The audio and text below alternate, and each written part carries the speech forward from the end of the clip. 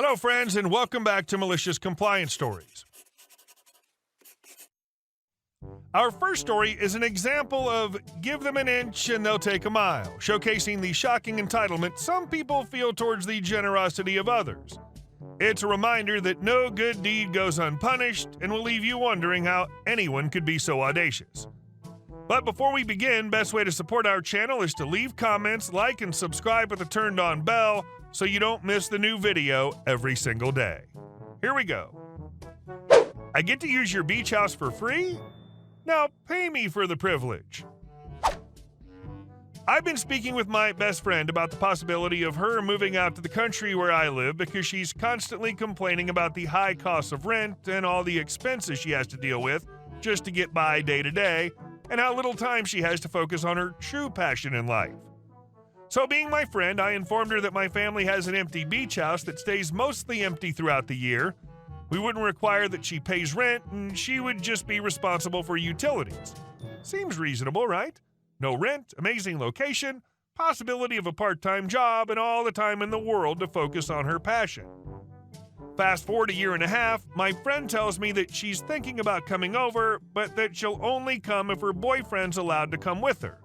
I tell her this isn't a good idea, but she continues to insist, saying, "I'm an adult, I don't need to hear that this is a bad idea from you. If we break up, he'll move away."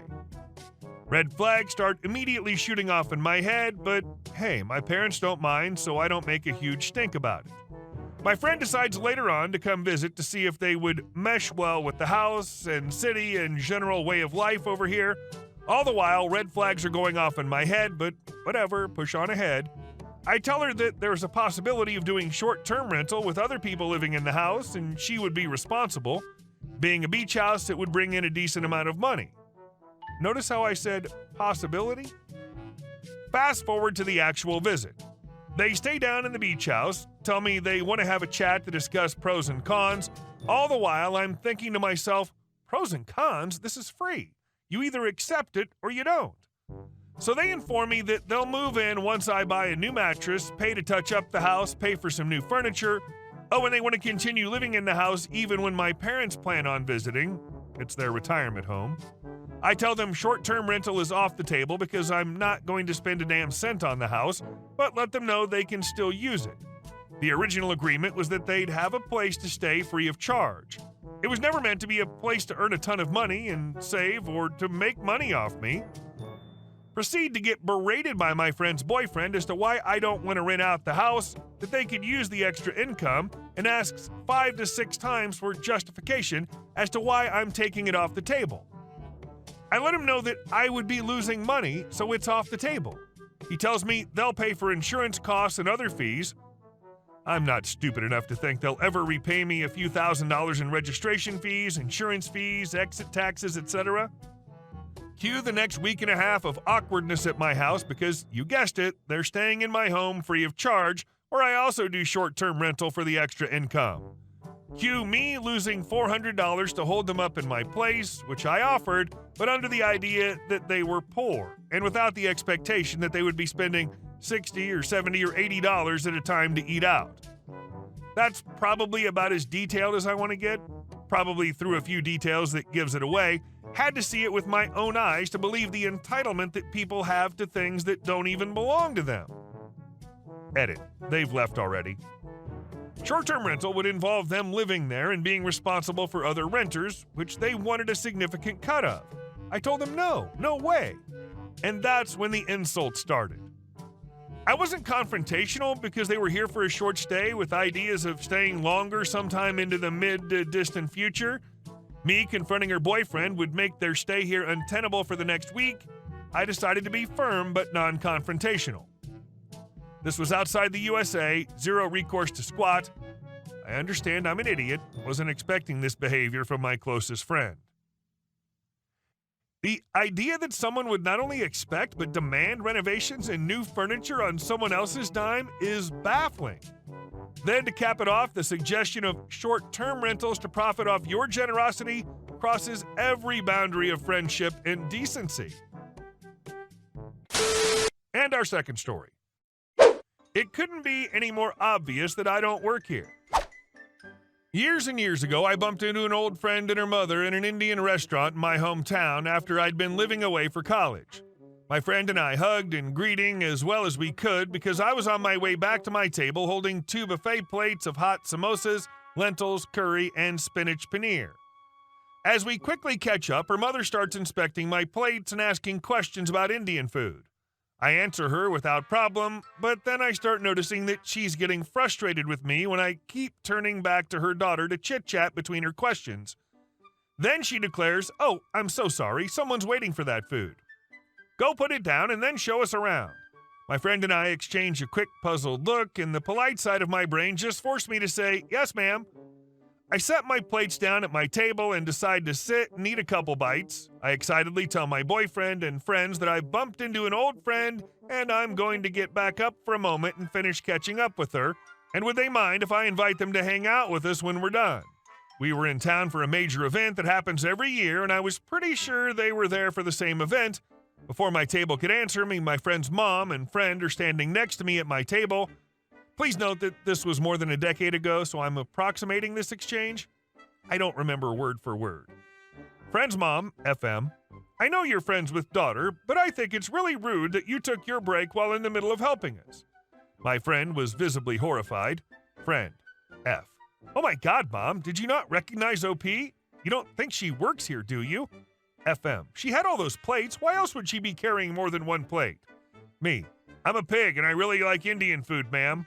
I do work as a waitress, but not locally." At this point, friend's mom looked abashed and apologized. I told her no hard feelings and still got up to show her the buffet and explain what was in everything, and I did still invite her and her daughter to join my group after they eat. They declined. Now, why is it, you might ask, that it's very obvious that I do not work here? It's that I'm the whitest white person I know, and all the employees and family working here are Indian? It's not that. That could be an honest mistake, I get it. Is it that this woman knows me since I've gone to school with her daughter for 12 years and she should have known I'm a college student far away and wouldn't make sense for me to have a job here? Nah, not this either. I don't expect her to know everything about me since I wasn't a super close friend of her daughter.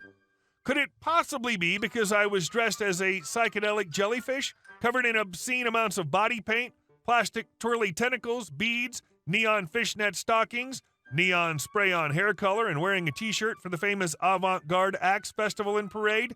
Think family-friendly version of Burning Man my city has every year since the 1970s that was currently going on outside? The parade that was themed Ocean Life this year and I'd participated in this year?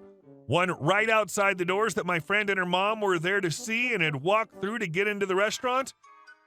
Yeah, that might be the reason it should be easy to tell that I don't work here, lady. No restaurant has that as the employee uniform. But if anyone out there knows of a restaurant that does, please let me know. It could be that she thought you were a waitress dressed up for the festivities, but failed to notice none of the other employees dressed up. And our next story. Karen calls the towing service on me for parking in front of my driveway. I'm currently cleaning out my house and have a container in my driveway for this purpose. Logically, this means that I can't park in my driveway. Anyway, in order not to further limit the already scarce parking possibilities for my neighbors who don't have a driveway, I park in such a way that I stand in front of my driveway and only take up a little parking space, so 3 cars fit wonderfully in this spot.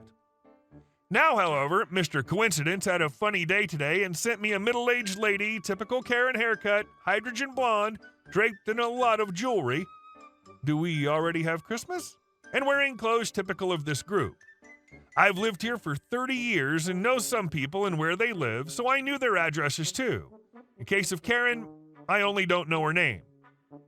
So, I just got out of my car and was on the pavement when the lady literally whistled at me.